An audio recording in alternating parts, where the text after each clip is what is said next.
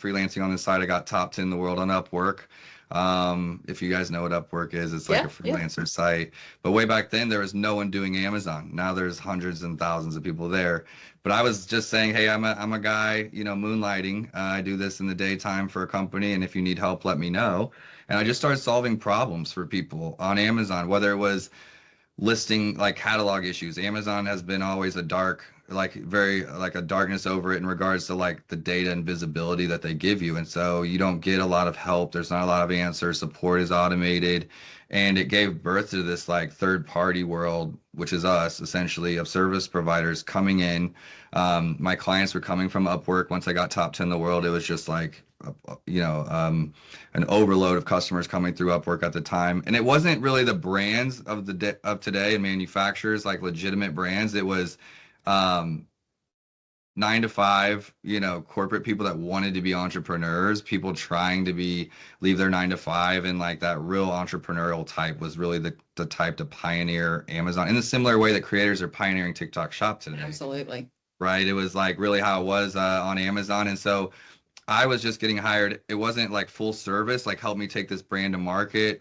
It was more so, I have a catalog with 10,000 SKUs. How do I get it up? Or how do I make these listings combine into a variation? Or my account got suspended. How do you help me out? Or can you help me write SEO for all of these listings and help me write copy? Can you help me get photos, added to all of my products? The tools, the software tools didn't exist out there to help you. So everything was really Excel files, CSV, really understanding the back end. And my computer science degree, really, like I took 5 or 6 programming classes and things like that in college, really helped me in the early days of Amazon when I was doing stuff like, without a calculator, 2 + 2 = 4 type of thing, concatenating Excel. And I know it's a lot of background, but it's like, how do you get into something?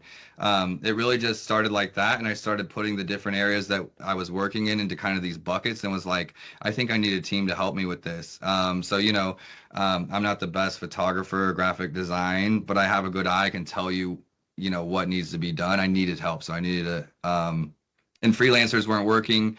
They weren't obsessing about Amazon the same way I was. So I needed them to obsess. I needed them to just think about my platform, not everything else they're doing. And so it just made sense for me to build a team. And it started, a bootstrap team. So it started with 1 and then 2, maybe for a couple of years. And then, the pandemic definitely accelerated everything to that end, but it was already growing. Started speaking around the country around like 2018.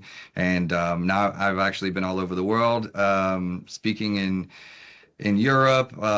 Did Prague last year. That was a lot of fun. And, the US has a lot of conferences and stuff now in the Amazon industry, but being based out of Kansas City was important to start traveling. It's just crazy to start something that when you would mention being an Amazon agency or helping brands on Amazon, they had no idea what you were talking about, to now it being a worldwide kind of industry, and being a part of that has been super, super cool. So we solve, I guess, long story short, how I got into it, fell into it or stumbled into it. And, the problems that we were solving then were just anything and everything. And I was just saying, hey, I know how to do 2 out of 3. I'll learn the third one together.